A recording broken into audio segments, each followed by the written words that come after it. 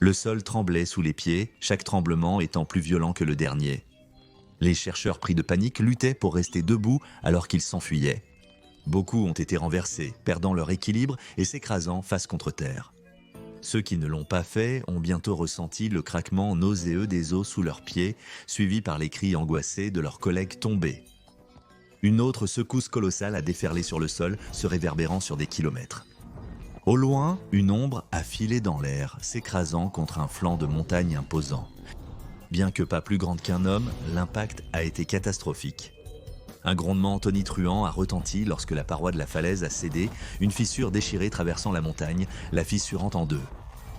Depuis le poste d'observation du site 0, 2 hommes regardèrent bouche bée le sommet rocheux commencer à s'effondrer sous leurs yeux. Un torrent de fragments brisés a dévalé dans un grondement retentissant. En quelques secondes, le sommet dominant fut réduit à un amas chaotique de rochers libres, anéantis en quelques secondes par la force brutale de l'impact. Les vestiges de la montagne ont formé un tas de roches et de débris, enterrant sous eux ce qui lui avait été lancé. C'était un homme, un humanoïde anomale qui était longtemps considéré comme l'un des SCP les plus puissants jamais rencontrés par la Fondation. Un être qui pouvait littéralement changer la réalité autour de lui, plier l'univers entier à ses caprices, venait d'être jeté sur une montagne par une entité aussi puissante, sinon plus.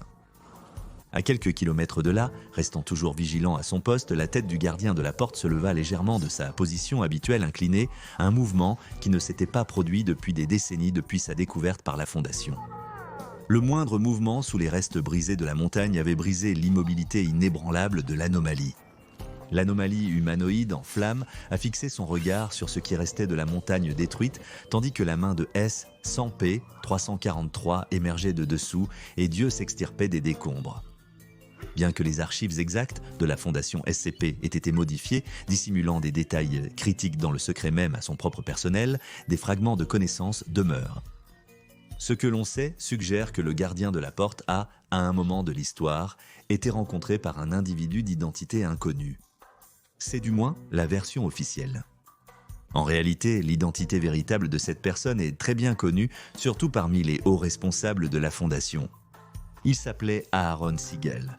C'était l'homme qui a créé la Fondation SCP. Lors de sa première rencontre avec ce qui serait plus tard désigné comme le SCP-001, du moins, selon la proposition du Dr Clef, Siegel entendrait une voix dans sa tête. Cela se produit souvent lorsque les humains s'approchent du gardien de la porte. Beaucoup disent avoir entendu le mot « oubli ». Cette directive ne peut être désobéie car ceux qui l'entendent s'éloignent, contraints de quitter la présence du gardien sans résistance. Lorsqu'ils partent, ils oublient complètement leur rencontre avec lui. De nombreuses civilisations à travers l'histoire ont probablement rencontré le gardien de la porte. Cependant, ces rencontres n'ont probablement pas été enregistrées, car elles visaient à être oubliées. Soit ça, soit ils ont appris ce qui se passait s'ils désobéissaient aux ordres du gardien. Cependant, Aaron Siegel n'a pas entendu cela. La directive qu'il a reçue était de se préparer. Cela l'a amené à créer une organisation qui cataloguerait et contenait toutes les entités, artefacts et créatures surnaturelles, paranormaux ou autrement anomales, afin de protéger l'humanité de la grave menace que ces anomalies représentaient. Cette organisation deviendra connue sous le nom de Fondation SCP, et le reste, comme on dit, appartient à l'histoire.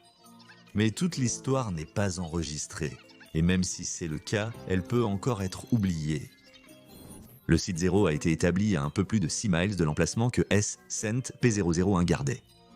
De cette distance, l'entité de près de 1400 pieds de haut pouvait être clairement observée, tout comme l'immense porte devant laquelle elle se tenait. Un bosquet pastoral semblait juste au-delà de la limite de la porte, ainsi que plusieurs autres créatures semblables aux gardiens. On a rapidement supposé que c'était le jardin d'Éden de l'Ancien Testament de la Bible. Si cela était en fait vrai, cela ferait de S-Cent P001 l'ange Uriel, cependant il n'a jamais confirmé que c'était le cas. Cependant, une simple surveillance du gardien à distance ne fournirait pas les réponses à ces questions. La fondation S-Cent-P a mené plusieurs expériences pour déterminer la nature exacte de S-Cent-P 001 ainsi que pour déterminer son origine potentielle. L'expérience alpha a vu un membre du personnel de la classe D approcher le gardien de la porte. Lorsque l'entité a donné son ordre de partir et que la classe D a refusé, la réponse a été à la fois rapide et dévastatrice. Le gardien de la porte a activé son arme, une épée enflammée désignée SCP-0-012. En un instant, la classe D a été annihilée au niveau atomique, ne laissant aucune trace de leur existence. Il a également tué toute l'équipe de recherche qui avait envoyé la classe D. L'expérience Bravo consistait à envoyer un robot de recherche vers le gardien de la porte qui fut également détruit de façon similaire. Il en a été de même lors de l'expérimentation Charlie suivante, entraînant la perte d'une centaine de drones de recherche de la Fondation qui ont tous été détruits simultanément. Il semblerait que le gardien de la porte soit capable de frapper dans plusieurs directions, toutes les directions en même temps. Lors de l'expérience Delta, la Fondation a tiré un missile guidé par fil sur le gardien. Non seulement le projectile a été détruit lorsqu'il est arrivé à un peu plus d'un demi-kilomètre du gardien, mais le site de lancement entier et tout le personnel à l'intérieur ont également été détruits par S-100P-001. L'expérience Echo ne s'est pas beaucoup mieux terminée lorsqu'un missile balistique intercontinental a été tiré depuis le Nautilus, un sous-marin situé dans l'océan Indien. Lorsque le gardien des portes a riposté, il a provoqué le séisme de l'océan Indien de 2004. Étant donné les liens supposés entre S-100P-001 et la foi abrahamique, d'autres anomalies ont été envoyées aux gardiens des portes, d'autres qui étaient également considérées, par certains, comme des figures bibliques. Les expériences Foxtrot et Gamma ont impliqué l'envoi de S-Cent P76-2, également connu sous le nom de Able, et S-Cent P073, également connu sous le nom de Kane, pour interagir avec S-Cent P001. Pendant l'ancienne expérience, Abla a refusé de coopérer malgré le fait qu'aucun détail sur ce que la mission impliquerait ne lui avait été donné. Pendant ce temps, Kane s'est approché du gardien de la porte, ce qui a entraîné des changements étranges au symbole sur son front. Les événements qui ont suivi sont classifiés. On pensait que ce n'étaient les seules expériences liées à SNP-001 et tous les tests supplémentaires impliquant l'anomalie ont été suspendus sur ordre de l'administrateur lui-même. Mais une autre expérience a été menée peu de temps après les autres, une expérience qui a révélé des résultats si catastrophiques qu'elle a depuis été dissimulée dans tous les registres de la Fondation SCP. Expérience Bonjour. On peut supposer que depuis sa découverte, SNP 343 est surnommé Dieu par le personnel de la Fondation SNP. L'humanoïde anomale possédait un niveau de capacité de déformation de la réalité qui était sans égal même parmi les autres SCP hautement puissants. Malgré ses pouvoirs apparemment illimités, SCP 343 reste confiné dans sa chambre pour une raison simple. Il le permet. Il a démontré à maintes reprises sa capacité à partir à volonté, contournant aisément toutes les mesures de sécurité mises en place par la Fondation. La coopération continue n'est pas une question de confinement, c'est un choix. Et une sur laquelle la Fondation est impuissante à influencer. En raison de la nature apparemment inoffensive de SNP 343, le personnel de la Fondation peut lui parler à tout moment. Au départ, l'accès à l'homme anormal était refusé aux détenteurs d'autorisation de niveau 3 ou inférieur. Cependant, des failles dans les protocoles de sécurité ont permis à certains gardes d'accorder au personnel un accès non autorisé à la chambre de SCP-343. Le personnel, attiré par la curiosité ou à la recherche d'une opportunité unique, s'engageait souvent avec lui dans des conversations sous le prétexte de lui tenir compagnie. Le Conseil O5 approuvera une demande du Dr Beck, chercheur en chef de SCP-343 pour permettre au personnel du Site 17 de lui parler, étant donné qu'il améliorait le moral du personnel. Bien que SCP-343 soit généralement amical, la Fondation se sent obligée de répondre à toutes ces demandes. L'alternative est de courir le risque que l'entité déformant la réalité impose sa volonté sur eux ou manipule des concepts afin d'obtenir ce qu'il veut. Traiter avec une entité pouvant modifier la réalité à volonté est déjà une menace existentielle. Cependant, la situation devient encore plus précaire en raison du secret de la Fondation. Ils retiennent des informations significatives sur les actions moralement discutables de SCP-343. Cette décision est enracinée dans une peur profonde de détériorer leurs relations sinon stables et amicales et d'affronter les conséquences potentielles d'être effacés de l'existence. Lorsque la Fondation a approché S100P-343 pour l'expérience Hello, il était plus qu'heureux de les aider avec leurs tests supplémentaires liés aux gardiens de la porte. Ayant été transportés à la zone entourant la porte éponyme, ceux qui observaient l'interaction regardaient avec un mélange d'appréhension incertaine et d'anticipation impatiente. Beaucoup s'attendaient à une certaine reconnaissance entre S100 en P001 et S100 en P343 compte tenu de leur lien biblique théorisé. Et en effet, le gardien de la porte semblait reconnaître S100P343 mais ne semblait pas heureux de le voir. Quand SCP-3-143 s'est approché de la porte, le gardien a émis une directive différente de l'oubli. La première instance enregistrée de cela depuis la rencontre avec Aaron Siegel. La voix psychique du gardien était audible par le déformateur de réalité anormale et par tous ceux présents aux alentours. Il a prononcé un mot, pas un ordre, mais une condamnation. Trompeur. Ce SCP-343 semblait ne pas être dérangé par cela et a continué son approche vers le gardien. En franchissant le périmètre d'1 kilomètre autour de la porte qui déclenche l'attaque de l'entité, SCP-P001 a porté un coup avec son épée. Cela se produit à une vitesse imperceptible à l'œil humain, donnant l'impression que le gardien de la porte bouge à peine. Sang et qui pouvait être vu, c'est la conséquence immédiate de SCP-343 projeté en direction d'une montagne proche, la collision provoquant son effondrement et sa fissuration. Sans et pendant, SCP-343 a émergé indemne des décombres, disparaissant de la montagne tombée pour réapparaître devant le gardien de la porte. Se déplaçant une fois de plus rapidement que quiconque ne pouvait voir, SCP-001 a balancé son épée enflammée, abaissant la lame brûlante sur SCP-343, mais l'arme a été bloquée. Ce SCP-343 avait attrapé la lame sans effort d'une main, stoppant les mouvements hyper rapides de SCP-001. Pour la première fois, le personnel de la Fondation a pu observer le gardien de la porte dans une autre posture que celle habituelle.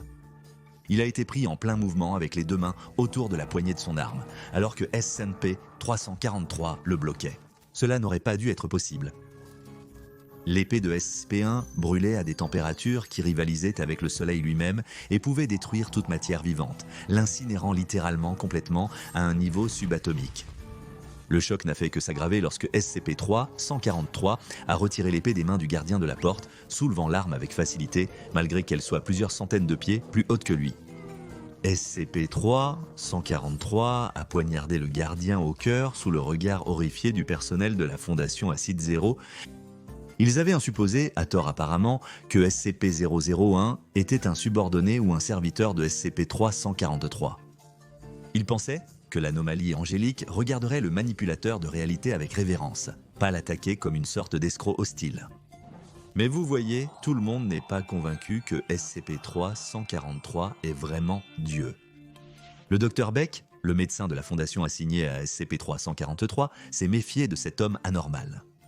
Beck soupçonnait même qu'il avait des intentions malveillantes et qu'il aurait pu tromper la Fondation pendant des décennies. Il croyait que SCP-3-143 était si ouvert à recevoir des visiteurs, non pas parce qu'il voulait de la compagnie, mais parce qu'il avait l'intention de manipuler la Fondation pour une raison inconnue.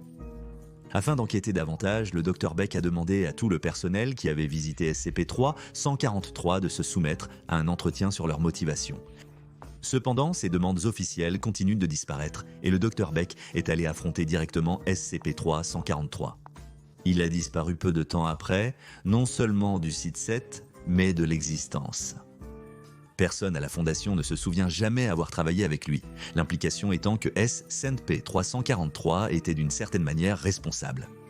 Les découvertes du Dr Beck ont été largement censurées ou retirées de la base de données SCP. Il semble que ces tentatives pour dénoncer les tromperies de SCP-343 ont conduit à son effacement de la réalité. Les gardiens de la porte paraissaient bien à valider les soupçons de longue date du Dr Beck. Que SCP-343 n'était en réalité pas Dieu, et qu'il n'avait pas créé l'univers comme il le prétend souvent.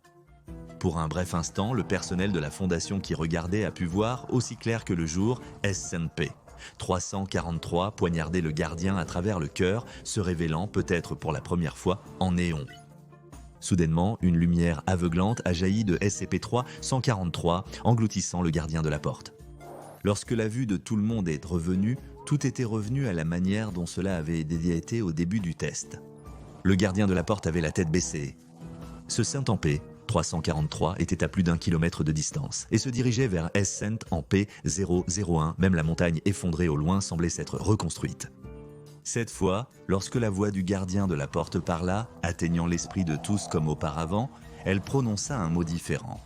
« Père » Peu de temps après que la poussière se soit dissipée, l'administrateur, la figure de proue fantomatique de toute la fondation SCP, a émis un décret interdisant toute autre expérience impliquant le SCP-001.